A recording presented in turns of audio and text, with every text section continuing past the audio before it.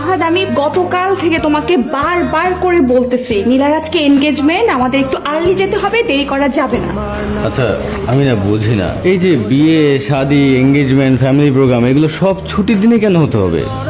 সারা সপ্তাহ কাজ করে একটা দিন পাই রেস্ট করার জন্য, সেদিনকেও তোমার আর্লি উঠতে হবে, রেডি হতে হবে, তাড়াতাড়ি বের হতে হবে, জ্যাম ঠেলে শপিং মলে গিয়ে একটা দামি গিফট নিয়ে ওই দাওয়াতে যেতে হবে কাচ্চি বিরিয়ানি খেতে বসার জন্য।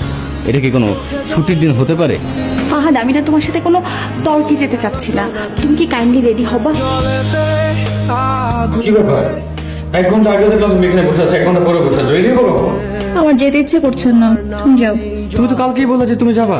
হ্যাঁ, কালকে বলছি আমি যাব, তো আজকে যেতে ইচ্ছে করছে না, তুমি যাও না।